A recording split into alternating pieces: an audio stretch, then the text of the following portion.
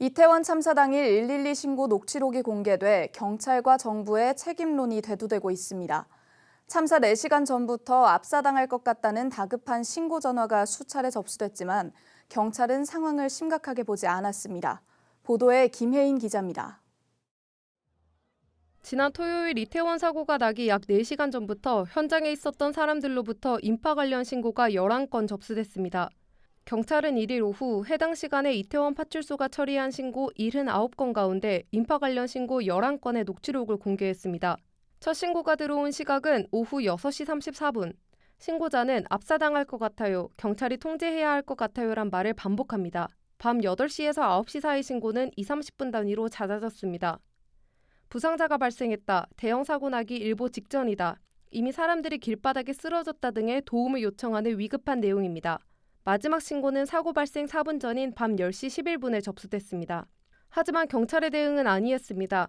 11건의 신고 중 현장 출동이 4번, 전화 상담 안내가 7건입니다. 4차례 행인 통제를 한 것 외에는 아무 조치 없이 상황을 자체 종결한 셈입니다. 현장에 배치된 경찰관 137명의 업무도 마약 단속 등 범죄 예방에 초점이 맞춰졌습니다. 인파 관리를 위한 경력 배치는 턱없이 부족했습니다.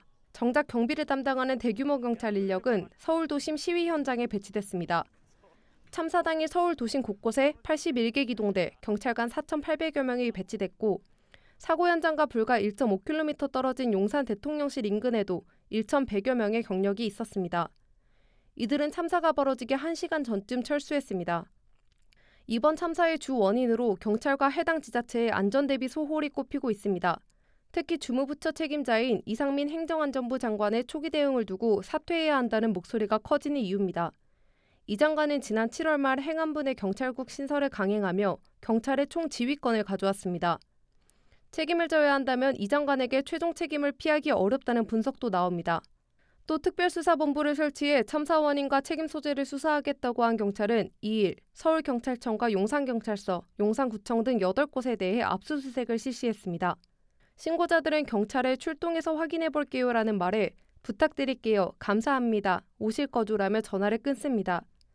참사가 일어나기 4시간 전부터 시작된 외침에 국민의 생명과 안전을 책임져야 할 국가는 응답하지 않았습니다. 굿TV 뉴스 김혜인입니다.